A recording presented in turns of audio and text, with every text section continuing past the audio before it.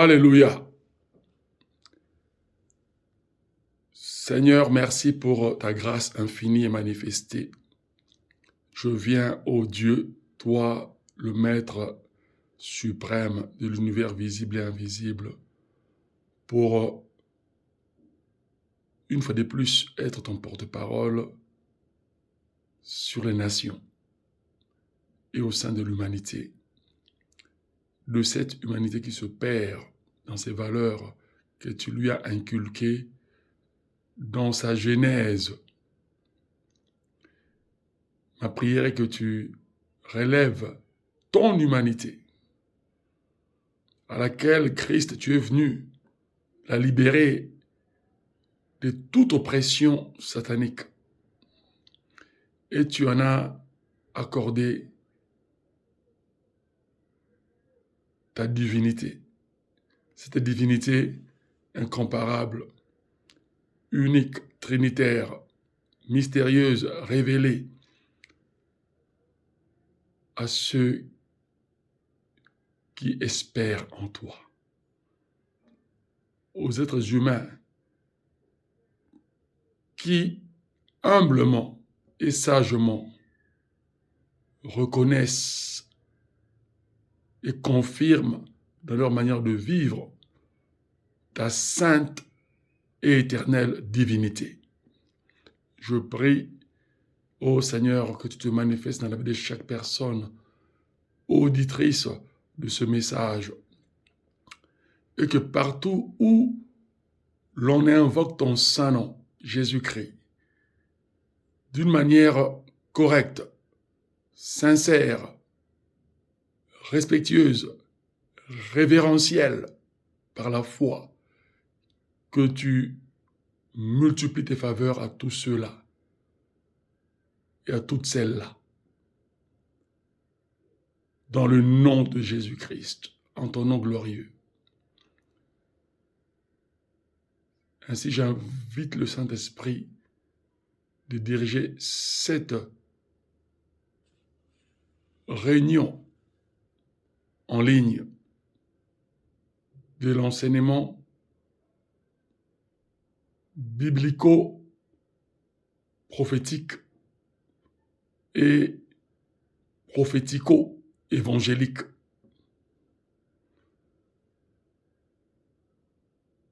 Cet enseignement qui est l'expression de ta parole, de conseil,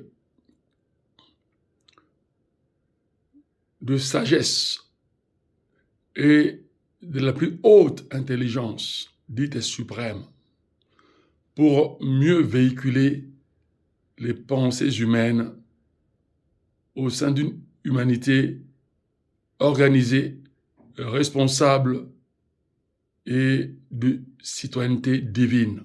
Je prie au nom glorieux de Jésus-Christ, notre Messie universel. Amen.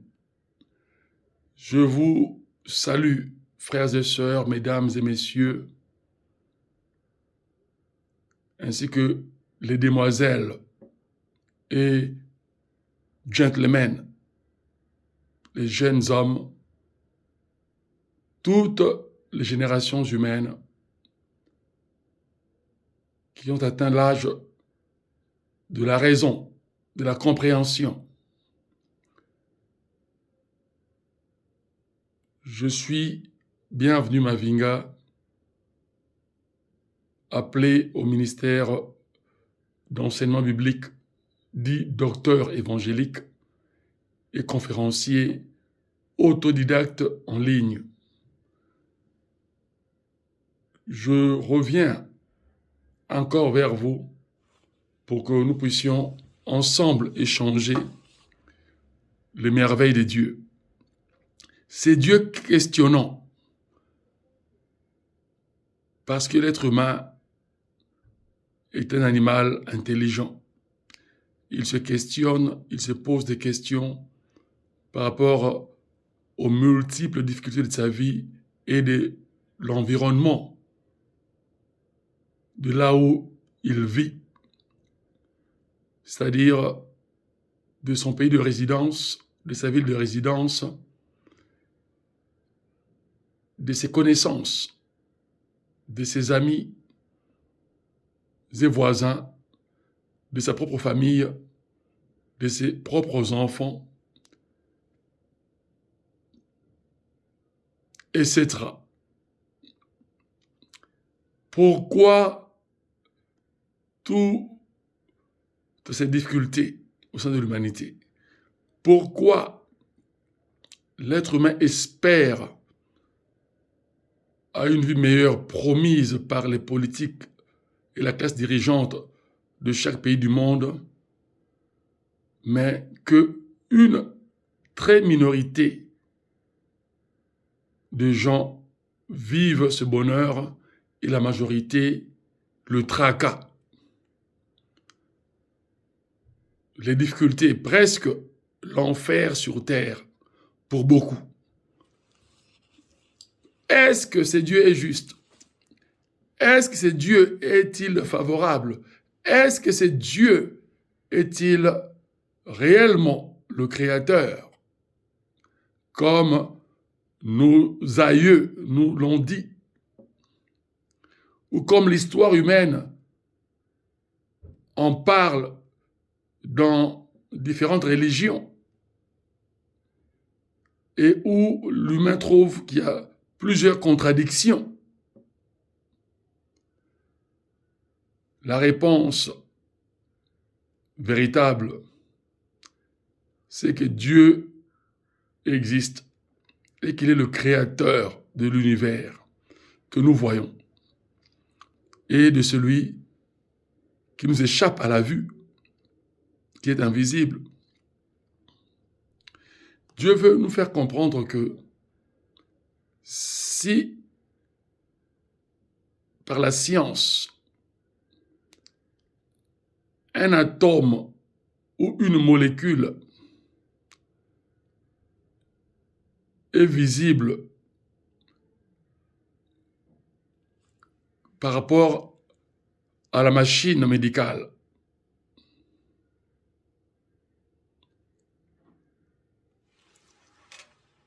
au scanner, etc.,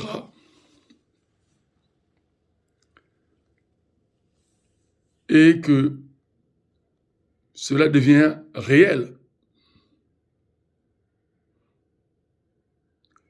Si la médecine peut découvrir des microbes et virus par rapport au microscope électronique, ce qui n'est pas visible à l'œil nu, cela prouve que l'invisible existe. Il y a une vie invisible de bien et de mal. On parle de maladies et différents fléaux humains qu'on ne voit pas, mais qu'on le vit.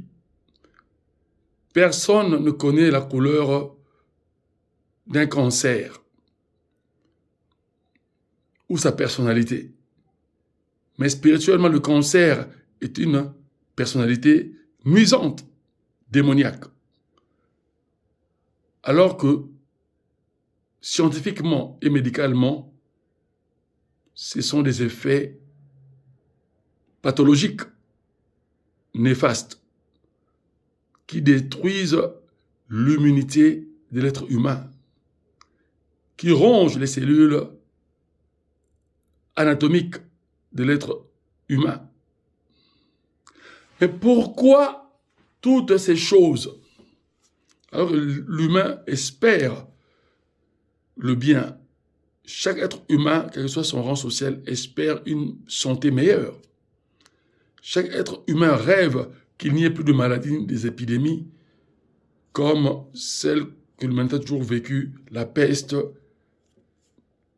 la lèpre dans l'Antiquité, et puis au Moyen-Âge, et puis dans le temps moderne, les différents virus, épidémies comme Ebola,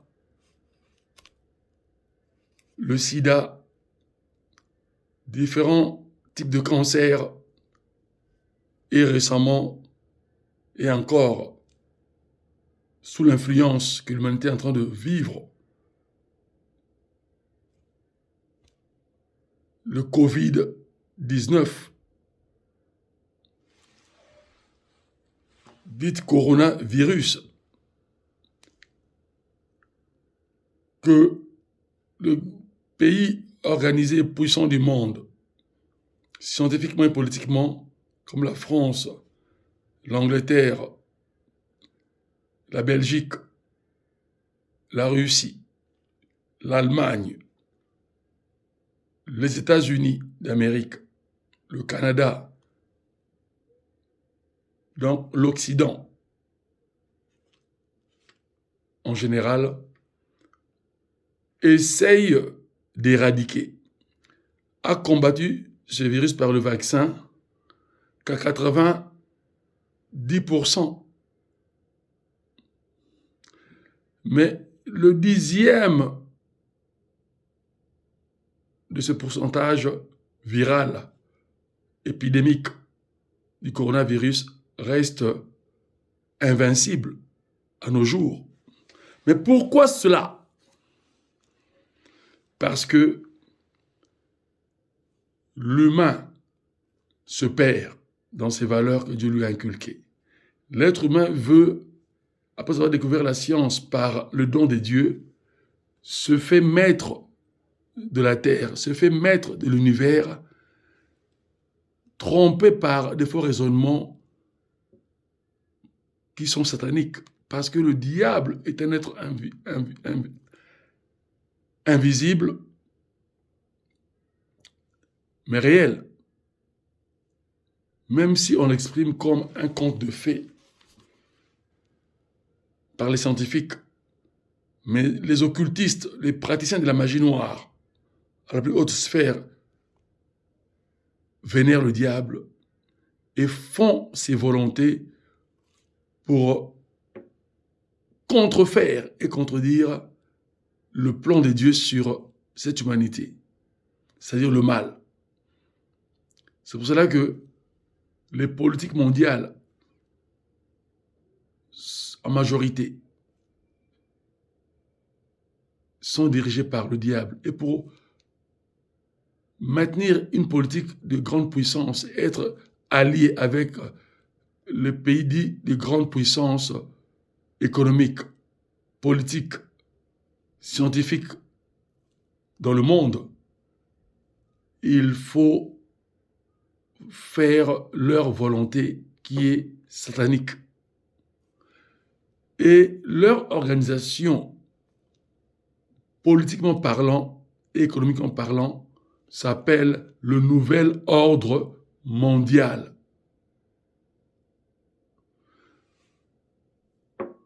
En anglais, c'est le New World Order. Donc, Dieu appelle l'humanité à rentrer dans une révolution virulente, spirituelle, pacifique, mais individuelle et à la fois collective, c'est-à-dire internationale, que tous les peuples puissent refuser cette maltraitance causée par les politiques et vivre une humanité correcte, une citoyenneté respectable au sein de cette humanité que Christ a déjà libérée de toute oppression du mal et s'associer à Dieu par Jésus-Christ pour vivre une démocratie théocratique, c'est-à-dire une démocratie, les valeurs démocratiques, mais conduite par la puissance du Saint-Esprit, conduite par les valeurs qu'inculque le Saint-Esprit, qui représentent la noblesse divine, qui représentent la bienséance, qui représentent les bonnes manières de vivre et de se respecter, d'échanger, de partager tous nos meilleurs dons parce que ce que Dieu nous a accordé est meilleur à chacun de nous, et de vivre une humanité merveilleuse. Dieu nous dit par le Saint-Esprit que c'est possible. Mais là où il est impossible, parce que l'humain veut prédominer sur les principes qui l'ont créé, qui l'ont établi sur cette planète Terre. Et que sais-je encore dans le planète des astres éteints. Mais la vie humaine, Dieu nous l'a révélée sur cette terre. En tout cas, dans la genèse de cette humanité, qui échappe aux spéculations et doutes des scientifiques, athées ou agnostiques. Quels que soient les doutes humains, la vérité divine se révélera le jour au jour. Celui qui doute connaît que Dieu existe, mais l'orgueil qui enfle son esprit domine sur lui ou sur elle et lui fait dire du n'importe quoi. Alors que c'est une bataille intello-spirituelle. Les praticiens de la magie noire, qui sont scientifiques, disent aussi aux chrétiens régénérés que nous disons du n'importe quoi. Alors c'est un défi. L'humanité nous fait comprendre le déroulement des choses. Qui ont raison et qui ont tort. La vérité se révèle tous les jours. Et l'histoire de l'humanité nous en convainc. Les dictateurs mondiaux, il y en a eu depuis la jeunesse du monde, dans l'Orient comme dans l'Occident.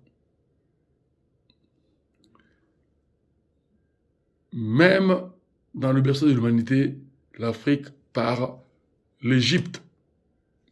Et tout ce que l'égyptologie nous en fait connaître sur le pharaonisme, la dynastie pharaonique des divinités sur terre, etc.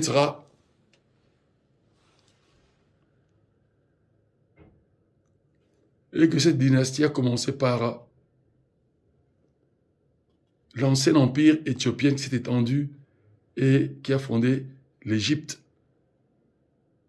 il y a 3 millénaires, par rapport à notre ère, etc. Et beaucoup d'Africains encore se posent des questions, mais pourquoi nous sommes régressés à ce point de misère? Il y a aussi les Sud-Américains, Indiens, qui se posent les mêmes questions. Les Nord-Américains, dits Sioux et Apaches, au pôle Nord, se posent les mêmes questions. Et dans les autres régions des États-Unis d'Amérique, les Indiens d'Australie,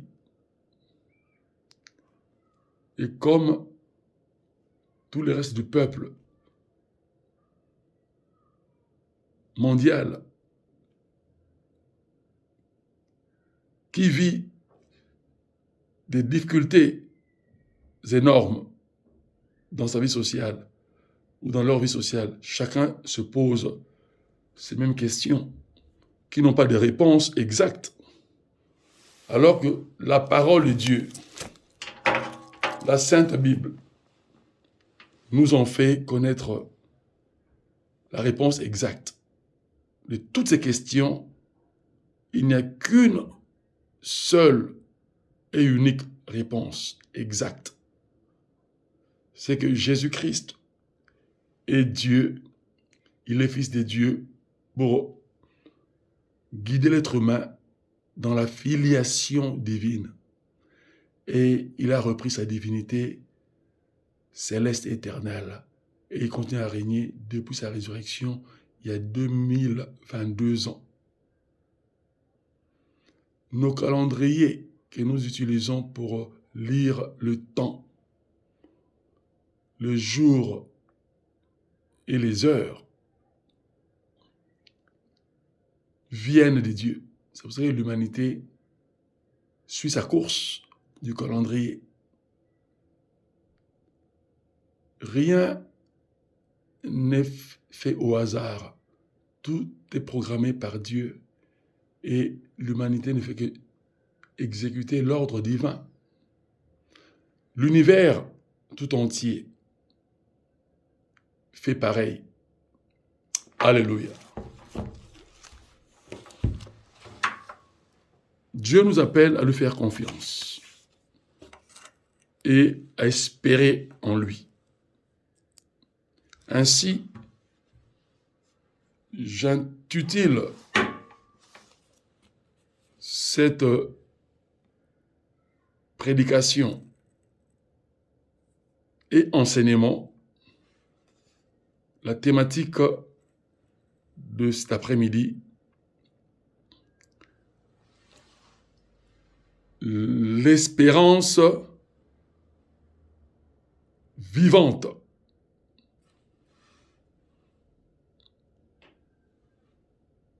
Qui ne trompe jamais. L'espérance vivante qui ne trompe jamais. Mais quelle est cette espérance vivante qui ne trompe jamais? C'est l'ensemble des conseils divins qui constituent la sainte parole de Dieu, qui est la parole de l'Évangile. Et l'Évangile constitue le témoignage des paroles du Christ qui définissent la nouvelle alliance entre Dieu et les êtres humains de tout le pays, de toutes les origines du monde. Ainsi, nous lirons des passages bibliques qui nous relatent ces pensées divines. On ne peut jamais parler de Dieu sans recourir au support de sa parole prophético-évangélique. Parce que la Bible est un recueil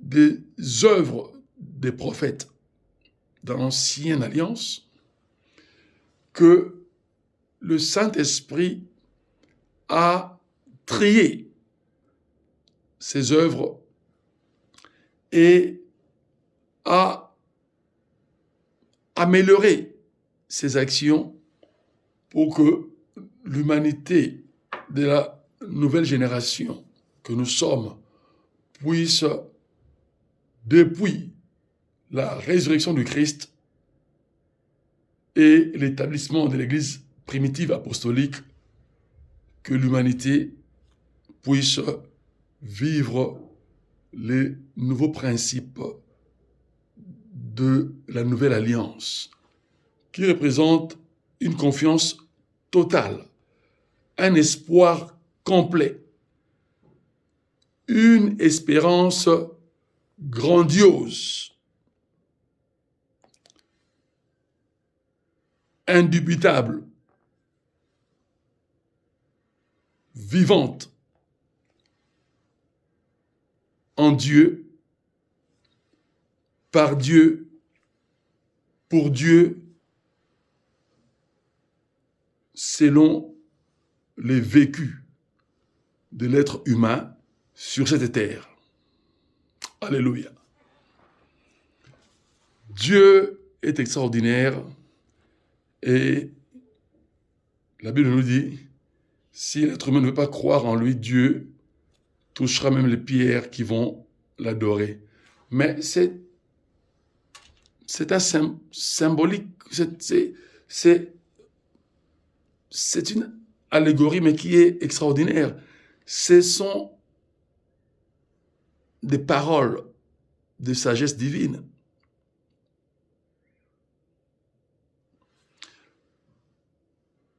C'est-à-dire, c'est un langage spirituel codé.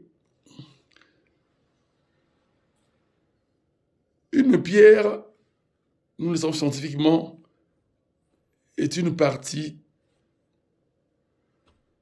rocailleuse.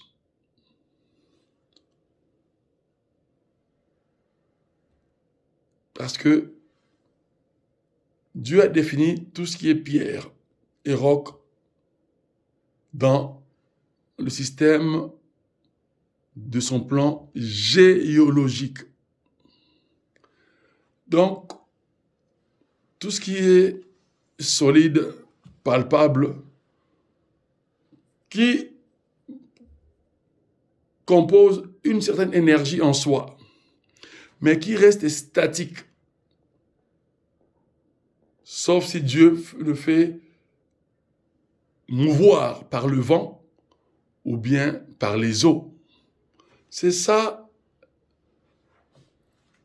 la pierre, proprement dite, ou le caillou sur une rivière, au bord d'une rivière, au bord d'un lac, etc. Ou aussi dans les lieux rocailleux, les reliefs, les montagnes, chaînes des montagnes, etc.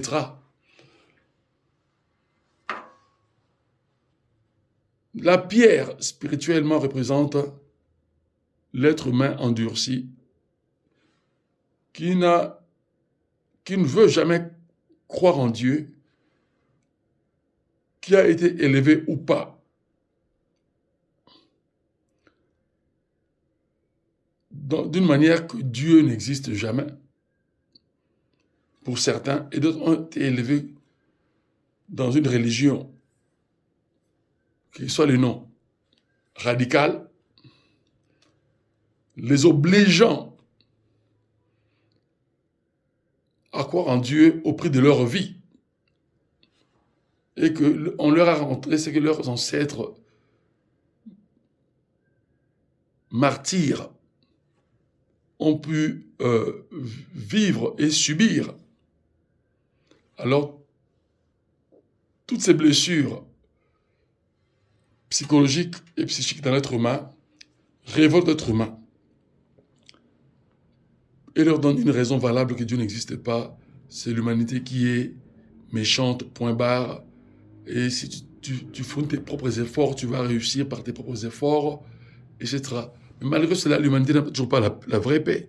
Donc, pour nous dire que sans Dieu, l'humanité ne peut rien faire, il y a des responsabilités que Dieu a reparties au sein de l'humanité. Que ce que l'être humain doit faire pour se fusionner dans une société et la développer, l'organiser et en faire un État dit organisé, indépendant, etc. Mais Dieu veut que cet État-là puisse mettre toutes ces valeurs étatiques d'après le plan divin, d'après l'ordre divin, de faire le bien. Quand on parle de la démocratie, ce n'est pas une pensée humaine. Même ça a commencé à Rome, lors de la Rome antique. Non, c'est une pensée divine au départ. Mais que l'humanité a mal utilisé cela parce que manipulée par le diable, le mal en personne, et qui est une organisation extraordinaire hiérarchiquement. Voilà, l'ignorance de l'être humain le perd, le fait perdre ses valeurs humaines. Et l'être humain vit comme un esclave, et encore pire, sur cette terre, où il est appelé par Dieu à régner, à prédominer et à en vivre les délices que Dieu lui a déjà repartis et transmis. Que Dieu soit loué. Nous allons lire les psaumes 24 et nous lirons dans cet abordage les pensées qui sont similaires à ces psaumes selon le Saint-Esprit et l'éclairage de ce dernier. Alléluia. Donc, les psaumes au chapitre 24. nous verrons que Dieu est merveilleux. Je lis dans la version Thompson, biblique. Le grand théologien Thompson, qui a justement développé les preuves de la vérité biblique en matière historique par rapport à la mer morte et puis aux manuscrits de la mer morte qui font partie des vestiges bibliques et en matière aussi archéologique pour définir l'ancienne écriture antique et puis les différentes traductions hébraïco-grecques qui nous ont donné aujourd'hui les diverses transcriptions et traductions multilinguistes bibliques. Alléluia. Que Dieu soit loué. C'est une preuve que la Bible a été vérifiée scientifiquement et a été déclarée une véracité divine, une vérité incontestable. Dieu n'a pas menti, mais l'humain continue à se faire berner par ces faux raisonnements qui sont des sources sataniques. Et je vous conseille de les dominer, de les rejeter. Vous, mes auditeurs, frères et sœurs et amis, de garder la foi en Jésus-Christ, alléluia, et en lui seul. Parce que c'est lui qui est le véritable Dieu. Et notre vie éternelle, pourquoi notre? Parce que nous sommes l'humanité. Et l'humanité est sociable. L'humanité est unie. Alléluia. Les psaumes 24 nous disent, dans cette véracité divine, à l'Éternel la terre et ceux qui la remplissent, le monde et ceux qui l'habitent. Que cela veut dire par rapport à ce premier verset du chapitre 24e des psaumes? Que simplement Dieu est le propriétaire suprême du Guéou, c'est-à-dire de toute la terre. C'est la terre et les eaux. L'habitat de l'humanité, avec la classe animale qui nous entoure et que nous prédominons. En grande partie, parfois, pas toujours, parce qu'il y a des surprises aussi que l'animal, à un moment donné, se révolte et domine l'humain, voire même les animaux féroces, sauvages, qui tuent des êtres humains accidentellement, etc. Tout ça parce que l'être humain ne veut pas prendre le flambeau de sa divinité. C'est-à-dire ne veut pas s'engager à une foi divine correcte. Alléluia. Mais quel que soit le doute de l'être humain ou sa foi, Dieu restera le créateur de l'humanité. Que nous ne voulions ou pas, c'est incontestable. Et Dieu se révèle à nous, humains. Il nous a donné son identité. Nous lui ressemblons, mais lui demeure invisible. Il a fait de nous des êtres visibles et palpables. Alléluia. Il a fait de nous des êtres morphologiques. Il nous a limités dans la morphologie. Mais il veut que nous puissions rentrer dans ses profondeurs pour que nos pensées, nos intelligences deviennent aussi illimitées comme les siennes. Alléluia. Il dit pourquoi cette appartenance propre de toute la terre et ses régions à Dieu. Pourquoi? parce qu'il est le créateur. Et le verset 2 nous dit, car c'est lui qui l'a fondé, c'est-à-dire créé et donné une structure et une organisation. Fondé comment? Sur les mers, donc les profondeurs océaniques. Et puis les a affermis, c'est-à-dire disposés sur les fleuves de manière correcte,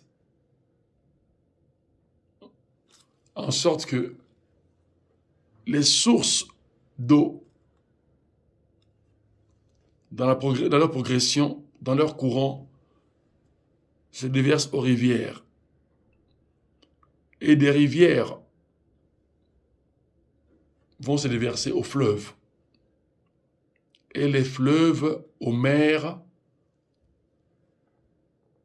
au pluriel, c'est-à-dire aux océans. Alléluia.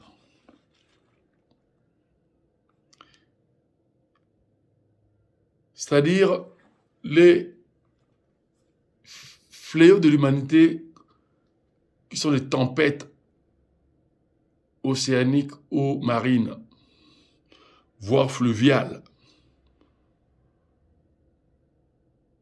ou riveraines, ne viennent pas par hasard. Ce sont des jugements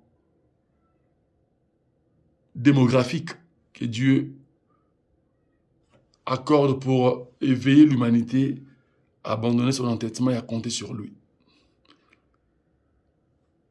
Et ce n'est pas le diable qui prend la décision qu'il veut pour détruire la terre. Il doit attendre la permission de Dieu. Si Dieu ne permet pas un fait de se réaliser au monde, cela n'aura pas lieu. C'est lui qui est le contrôleur suprême de toute l'humanité, de toute la terre et de tous les systèmes interplanétaires, puisqu'il en est le créateur, le fondeur, le fondateur. Il en demeurera le fondateur suprême. Alléluia. Alors la question essentielle, au verset 3e de ce psaume 24, qui montera à la montagne de l'Éternel. D'autres versions disent à la montagne sainte, qui s'élèvera jusqu'à son lieu saint. Donc il y a une montagne éternelle et il y a un lieu saint. Et la géographie nous a appris dans notre scolarité, notre éducation académique, primaire, secondaire, supérieure et universitaire, c'est quoi le relief, les chaînes de montagnes? C'est-à-dire il y a des dimensions. Et Dieu nous appelle à la plus haute dimension du savoir, qu'est la foi, pour que l'être humain comprenne que je ne vaux pas mieux que moi-même sans l'autre. Sinon, l'humanité serait éteinte et inexistante. Dieu veut nous faire comprendre quoi? Que l'être humain est un être sociable et que Dieu appelle à une citoyenneté divine et éternelle qui commence sur terre. Et que l'être humain doit rechercher la connaissance profonde de Dieu. La plus haute dimension de cette connaissance qui est Dieu lui-même. D'où la question, qui montera à la montagne de l'Éternel? C'est-à-dire il faut faire une action, il faut fournir des efforts pour monter ou grappiller une montagne. Dans l'Antiquité, ils avaient des bâtons parce qu'il y avait des creux montagneux où il fallait vraiment appuyer sur le bâton, parfois même 2 bâtons, pour escalader un niveau supérieur par rapport à l'autre. C'est-à-dire, c'est comme un étage, mais en colimaçon. C'est comme ça qu'on monte les montagnes. Alléluia. Donc ça demande des efforts. Il y a essoufflement.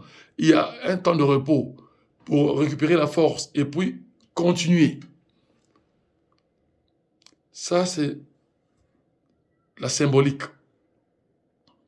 C'est-à-dire, dans notre vie dite moderne, nous devons fournir des efforts malgré notre 24 heures qui est déjà remplie par les 8 heures du travail et d'autres 12 heures du travail. Comme aux États-Unis, ils en font jusqu'à 12 heures. Pour beaucoup, pourquoi ils doivent réunir suffisamment de l'argent pour payer leurs factures et puis mettre de côté pour leur retraite. En Europe occidentale, on passe aussi les 8 heures ou 10 heures de travail que l'on récupère par des congés, etc. Comme moi, j'ai pu travailler sous un contrat de pratiquement 10 heures de travail. Commençons à 10 heures du matin pour terminer à 19 heures. Ça fait 9 heures. Plus 1 heure du temps de midi que l'on déduit. Donc, c'est-à-dire le temps de midi, le temps de dîner est compris dans ces 10 heures-là. Et que je dois récupérer, plus c'est beaucoup d'heures après, et que je suis censé, selon les lois étatiques françaises, comme dans d'autres pays aussi, faire pour un temps plein 8 heures. Et c'est ce que beaucoup qui travaillent en temps plein font 8 heures. Quand ils font plus, ils doivent récupérer leurs heures par des congés d'1 ou de 2 jours, etc. Même quand on fait les horaires de nuit, on récupère encore plus. Et quand je faisais les horaires de nuit dans la réception du groupe Accor à Paris-Masséna, où j'ai travaillé 10 mois, eh bien, j'ai eu 2 jours, voire 4 jours de repos avec mon neveu Sam. Donc, Dieu est extraordinaire. Dieu veut nous faire comprendre que il faut des efforts pour vivre ses valeurs, vivre ses bénéfices, ses faveurs au sein de l'humanité. C'est-à-dire le connaître mieux et puis suivre ses conseils, les appliquer et puis en jouir après. Alléluia. Et tout cela fait partie de cette espérance vivante qui ne trompe jamais. C'est-à-dire lui-même est Dieu. Il ne peut jamais tromper. Il est la vérité éternelle. Il est le présent de cette vérité éternelle. Alléluia. Ainsi, qui s'élèvera jusqu'à son lieu saint, c'est-à-dire atteindre le paroxysme de sa sainteté. Ce n'est que l'obéissance, être un bon disciple, s'humilier et dire que je ne suis rien sans Dieu. Si je suis humain parce que Dieu l'a voulu, que je lui ressemble en grande partie sur cette terre, et je lui ressemblerai à 100%, mais lui demeurant soumis à la vie éternelle, après la mort. Alléluia! C'est ainsi que les disciples-là est une progression juste à la maîtrise. Mais quand on devient maître, on demeure toujours disciple du Christ et Jésus jusqu'à son dernier souffle dans cette vie qui est terrestre. Alléluia. Avant de passer par le voie de la mort et de ces voies, passer dans le repos au sein d'Abraham et puis attendre la résurrection de son corps qui serait glorieux.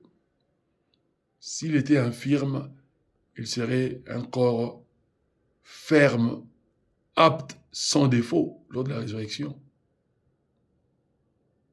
Et nous avons tous une infirmité quelque part. Soit dans notre mental, dans nos comportements, ou bien de manière physique, quelque part. Et chaque être humain a une infirmité aussi physique, quelque part, parce que personne n'a une perfection physique. Même le mystère univers ou la Miss Univers universelle, mondiale. Pourquoi la cosmétique? Pourquoi tout cet habillage de la beauté féminine et masculine aujourd'hui? Enduire les crèmes, etc. Embellir les cheveux, pour les femmes les cils, embellir la peau, etc. Et garder un régime strict ou pratiquer un sport constant. Pour d'autres, pourquoi cela? Parce que l'on recherche les belles formes, un bel état de sensation et aussi d'esprit. Et je ferai encore la parenthèse pour ceux qui recherchent les meilleures sensations spirituelles, qui vont consulter les yogas et en pratiquer, font erreur gravissime. C'est aller embrasser le diable qui vous tuera à petit feu. Parce que la vraie paix vient de cette espérance par la foi en Jésus-Christ. C'est lui le prince de paix, parce qu'il est d'abord le Dieu de paix, il est le roi éternel de paix, et il s'est fait prince de paix pour que nous soyons princes éternels sur terre et vivre dans la paix des enfants de Dieu sur terre, au sein de l'humanité. Et puis, au ciel, occuper des fonctions de roi et de reine, parce qu'il va nous donner des domaines où nous devons régner avec lui. Nous ferons part de sa gloire. Et il nous fera partager sa gloire en disposant à chacun son règne et son titre de règne, son territoire de règne. Alléluia. Il est extraordinaire.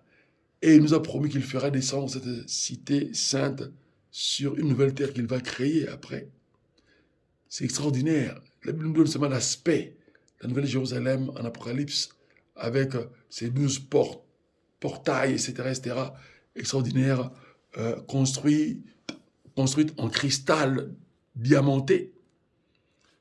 Mais ça, c'est le prototype que Dieu nous présente. Mais c'est une extension illimitée. Elle couvrira toute la terre. Alléluia.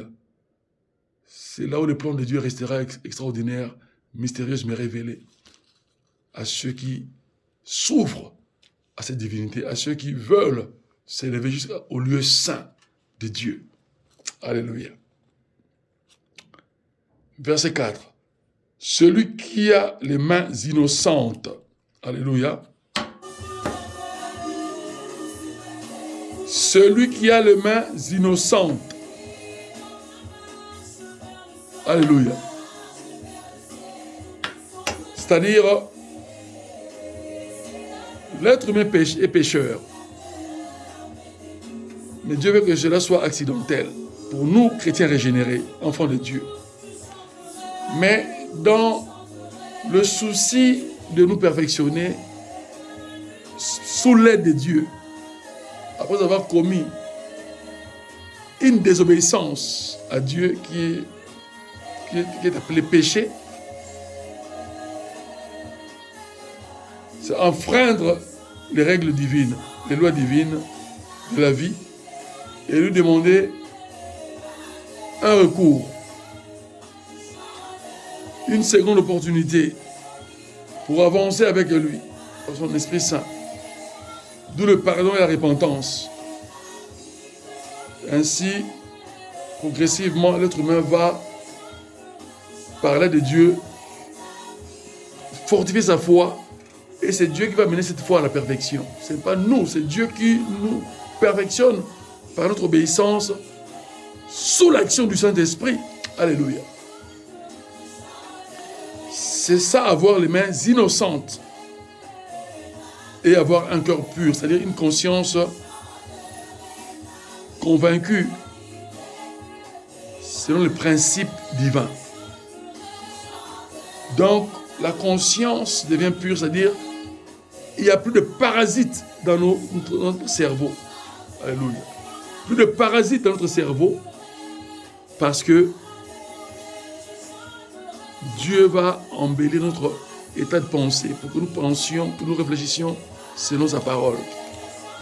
Tout en gérant aussi notre humanité, nos responsabilités humaines en matière de famille, en matière d'amitié, en matière socio-professionnelle, en matière de direction politique pour ceux qui en sont praticiens, en matière de direction ministérielle et administrative. Donc sur toutes les souches socio-professionnelles dites humaines. Donc Dieu veut que nous comprenions cet essentiel. C'est-à-dire nos pleins droits divins qu'il nous a transmis par le Saint-Esprit. Alléluia. Et puis c'est lui ou celle qui ne livre pas son âme aux choses vaines. Livrer son âme à la vanité, que cela veut dire? C'est-à-dire que tout ce que l'être humain recherche comme propre prouesse, propre gloire, se disant autosuffisant, capable de tout, c'est une hérésie, une folie totale et un échec complet par rapport au principe divin que Dieu lui a accordé pour mieux régir l'humanité et vivre dans l'harmonie au sein de l'humanité les uns des autres. Et quand on ne va pas au sens divin des choses, la pensée divine, automatiquement on se perd. L'être humain suit les pensées erronées soufflées par le diable. Et puis l'être humain va développer le malheur dans sa vie et dans son environnement.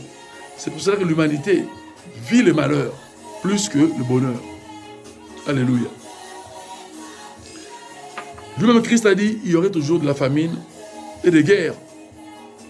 Parce que l'être humain est égoïste et méchant. Il n'aime pas son semblable et il n'aime pas son Dieu.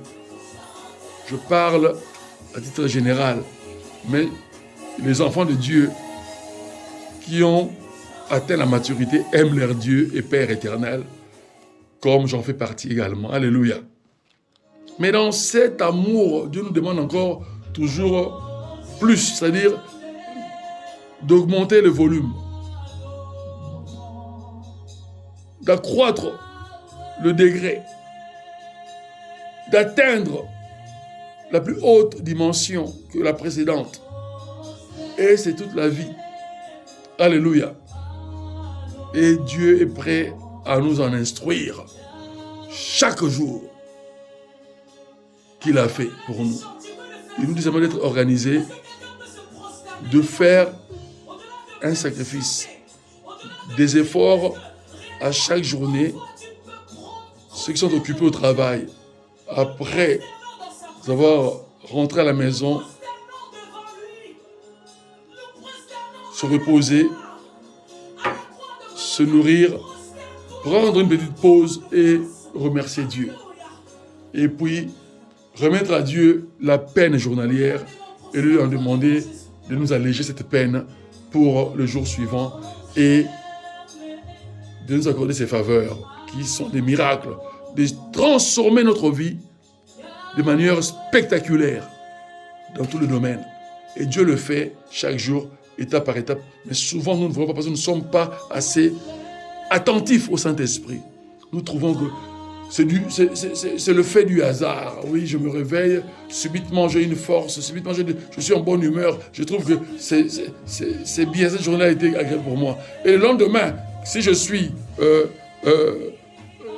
réveillé de mauvais pied et que je suis agressif, irritable, etc., préoccupant, nous trouvons aussi, c'est aussi normal. Mais non, l'être humain n'est pas, Dieu n'a pas créé l'être humain pour qu'il soit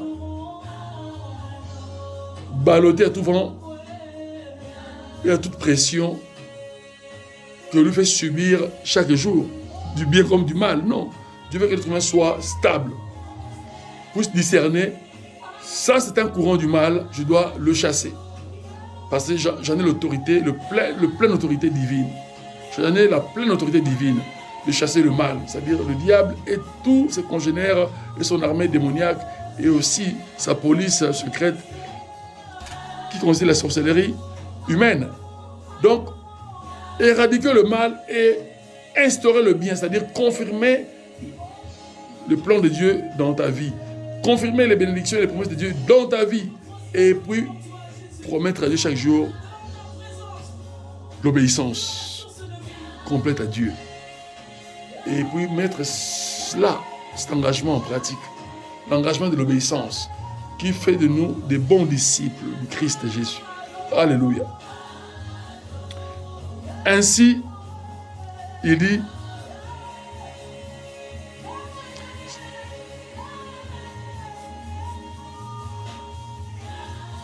celui ou celle qui ne livre pas son âme aux choses vaines. Quand on pratique la divinité, la foi correcte, l'espérance qui ne trompe pas, on ne peut jamais faire le contraire de cela. C'est-à-dire, on est dans le seuil de la divinité. Et Dieu fera alors, nous fera vivre ces délices de la divinité. Alléluia. Alors voilà la confirmation divine. Aussi, celui ou celle qui ne jure pas pour tromper, c'est là où les pasteurs qui ont 50 ans d'espérance tombent. Les pasteurs qui ont parfois 60 ans d'espérance, qui ont eu la grâce d'être pasteurs dans l'adolescence, c'est-à-dire dans les 15 et 16 ans, il y en a, mais c'est rare. Et à leurs 70 ans, ils auront une expérience de 60 ans de ministère. C'est rare, mais il y en a. Ou ceux qui en ont 40 ans, 30 ans, 20 ans, 25, 15, 10, 5 ans de ministère. Voire une année ou 6 mois de ministère. Beaucoup tombent dans ce domaine de la tromperie. C'est-à-dire, ce n'est pas toi qui trompes au départ. Tu te laisses tromper par le diable et les démons. Tu te laisses séduire par le diable et les démons. Ils te disent, Dieu a-t-il réellement dit ça pour toi? Tu peux faire autre chose. Tu peux prendre de l'eau, tu bénis cette eau-là et tu en vends au peuple de Dieu, c'est-à-dire aux enfants de Dieu qui font partie de ta communauté, c'est-à-dire aux fidèles du Christ, que l'on appelle communément les fidèles de mon église. C'est comme si l'église du Christ appartenait à quelqu'un. On dit l'église du pasteur tel. Non, c'est l'église du Christ qu'il a confié à tel ou tel autre pasteur la direction, mais pas une direction unique, mais une direction d'association avec d'autres ministères, docteurs, prophètes, évangéliques et apôtres. Donc, les 5 ministères doivent coexister et travailler en corrélation ensemble. Alléluia. Pour que Dieu puisse impacter l'Église et qu'il y ait toutes les faveurs de Dieu promises à l'être humain qui est régénéré. Alléluia. En Christ.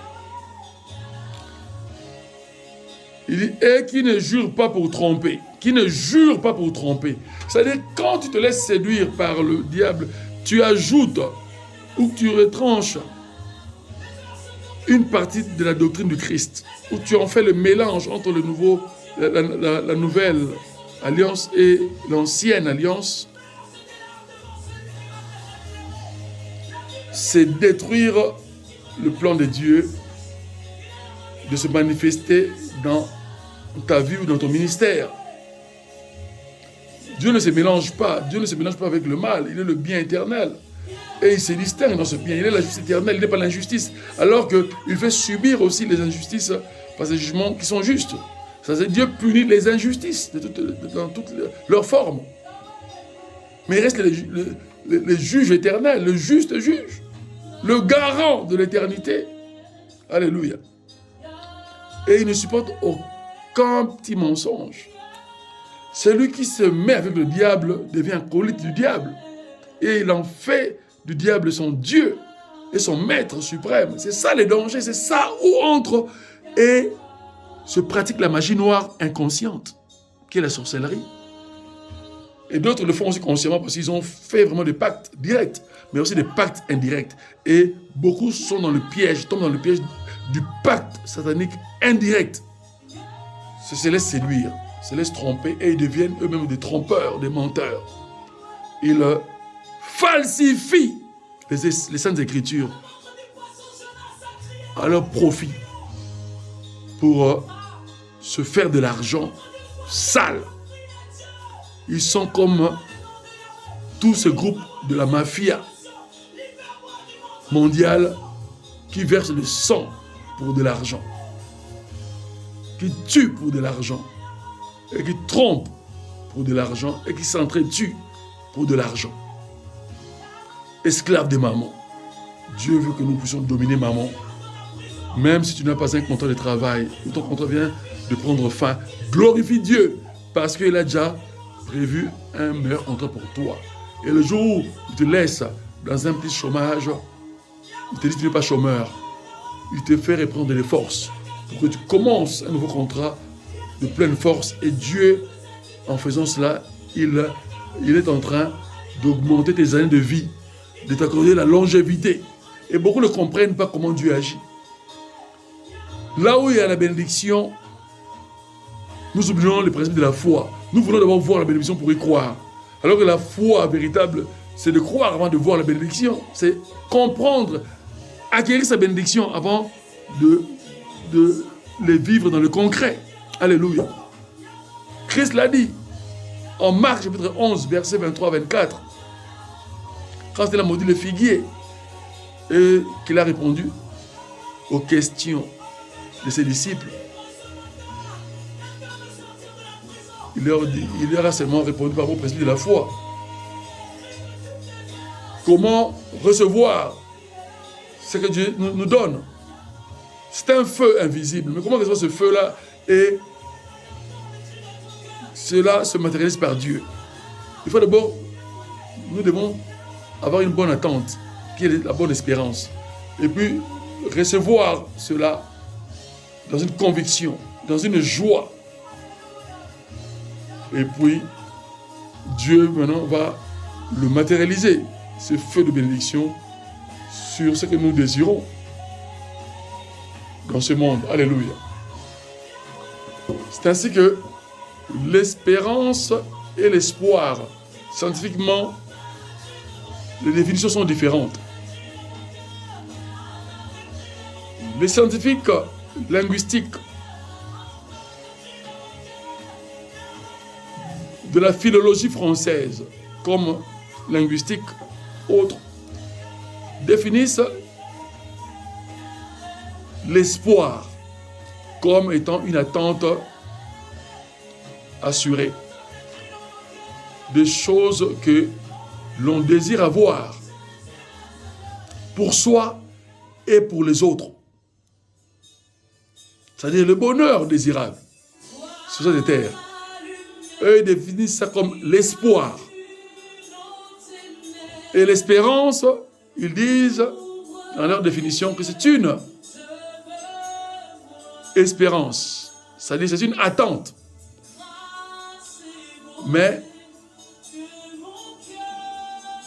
pas pour acquérir quelque chose dans l'avenir. Alors vous voyez qu'il y a distorsion et incompatibilité de définition. Mais dans la sagesse divine qui est la suprême, nous dit que l'espérance, c'est l'espoir. Et l'espoir, c'est l'espérance. C'est ça la foi. C'est donc c'est une seule substance, une seule force, une seule énergie, une seule puissance de réceptivité de la parole de Dieu, de l'énergie divine qui est le feu de Dieu, qui est sa parole, qui est un feu dévorant, et de l'associer à notre vie et d'entrer dans cette attente, sachant que nous avons déjà acquis la chose. Et maintenant, Dieu donnera l'ordre à l'invisible de présider, de commander le visible, de matérialiser le matériel, le palpable que l'on doit recevoir et y vivre. Alléluia. Que Dieu soit loué. Ainsi, je continue. Les bénéfices divins sont, quand on ne se livre pas, quand on ne livre pas son âme aux choses vaines, c'est-à-dire au péché, aux vanités de ce monde, en contredisant Dieu. Et quand on ne jure pas pour tromper ou se laisser tromper, c'est-à-dire quand on refuse tout mensonge, toute duplicité, et nous restons corrects, selon les pensées divines, selon les règles divines, pour pratiquer une foi correcte. Alors Dieu dit au verset 5e de ce psaume 24, « Il ou elle obtiendra la bénédiction de l'Éternel, la justice du Dieu de son salut. » Et le Dieu de notre salut, depuis que nous avons cru, c'est Jésus-Christ. Alors que l'Église continue à prier, à invoquer le Dieu éternel d'Israël, qui régissait Israël, c'est-à-dire Dieu le Père, dans l'administration de la loi mosaïque. C'est absurde. C'est un manque d'intelligence, de compréhension de la foi. C'est pour cela que tous ceux qui pratiquent cela vivront ce que Osée, chapitre 4, verset 6e le dit, que mon peuple périt par manque de connaissance. Et les versets suivants, Dieu dit quoi? Puisque tu m'as rejeté, je vais aussi te rejeter et rejeter tes enfants, c'est-à-dire ta descendance. Et ce rejet-là, c'est un siècle, c'est-à-dire 4 générations. Et s'il n'y a pas de quête de Dieu, s'il n'y a pas de recherche de Dieu pour la repentance et suppléer à une foi correcte, entrer dans une nouvelle conversion pour être régénéré et faire partie des enfants de Dieu, si l'être humain ne passe pas cette révolution, restera toute sa vie sous le socle de la malédiction, c'est-à-dire manquant les faveurs de Dieu. On peut avoir soi-disant une faveur dans le temporel, d'occuper un bon poste politique ou administratif, de direction. L'être humain se croit être le plus béni des autres, mais c'est une folie, c'est se tromper en soi-même. Puisque l'être humain connaît lui-même que ce poste-là n'est pas éternel. Mais est-ce que tes enfants seront aussi comme ça et tes descendants bénéficieront du poste que tu as eu durant toute l'existence humaine après ta mort? Archi faux. L'être humain voit, il est égoïste, il voit sa part et cette part-là, Dieu lui donne ça. Mais il réunit Dieu, mais il préfère quoi? La catastrophe. C'est pour cela que beaucoup, avant leur mort, vivent cette catastrophe et après leur mort également, ils ne voient pas ça, mais leurs descendants continueront à en parler. Ah, notre arrière-grand-parent avait fait cette grosse boulette. Et c'est-à-dire que nous subissons ces conséquences. Et voilà, la vérité se fera toujours révéler. Tôt ou tard, Dieu est véridique. Alléluia. Verset 6e. Telle est la génération de ceux et celles qui le recherchent. La génération de ceux qui recherchent Dieu. Mais comment rechercher Dieu? C'est appliquer la foi chaque jour. Lire et méditer la Bible et puis demander des questions au Saint-Esprit, poser des questions qui nous seront répondues par le Saint-Esprit pendant la lecture, pendant la méditation et pendant ou après notre prière. Alléluia. Dieu nous montre toujours la voie, le bon chemin qui mène vers lui, c'est-à-dire dans son éternité. Alléluia. Couple B du verset 6. De ceux et celles aussi qui cherchent ta face, de Jacob. Qu'est-ce que cela veut dire? Ici, on ne s'adresse pas à Jacob, à Dieu. Mais l'expression, c'est comme si l'adresse était à Jacob. Non. C'est à Dieu qui a fait alliance de bénédiction avec Jacob. L'alliance qu'il avait faite avec Abraham au départ et qu'il a confirmé en Isaac et qu'il a reconfirmé au fils d'Isaac qui était Jacob. Et de ce Jacob que Dieu a béni le peuple d'Israël. Et qu'il nous associe dans cette bénédiction, par notre bénédiction en Christ, nous qui sommes venus du paganisme mondial, en dehors d'Israël, antique, peuple choisi de Dieu, pour une réforme de la loi de Moïse.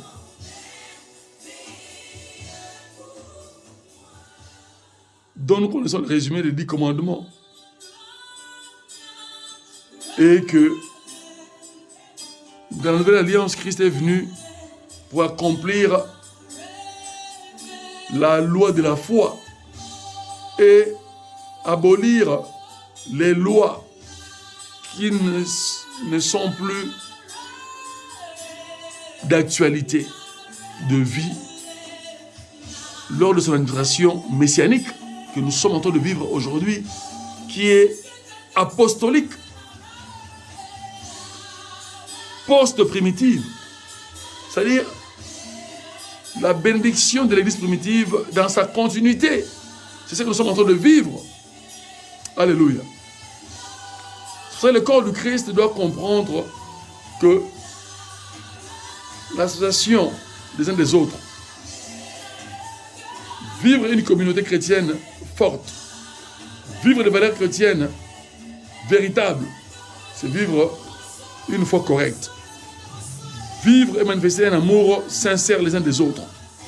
Et les œuvres, les actions de cet amour. Car l'amour se donne avec des actions. L'amour se vit avec des actions. Tu ne peux pas dire à quelqu'un je t'aime sans lui avoir prouvé ton acte ou tes actes d'amour, tes preuves d'amour plutôt. Donc, il y a l'amour et les preuves d'amour, comme l'on dit dans le monde, mais c'est biblique. L'apôtre Jacques dit, montre-moi tes œuvres, moi je te montrerai ma foi. Et puis il conclut, qu'est-ce qu'est la foi sans les œuvres? Elle est morte. Et quelles sont les œuvres bonnes sans une foi correcte? C'est aussi inconsidéré devant Dieu. C'est ça, cette vanité. C'est ça, ce que nous dit au verset 4 au couplet C du psaume 24. Celui qui ne livre pas son âme aux choses vaines, c'est celui-là que Dieu approuve de juste.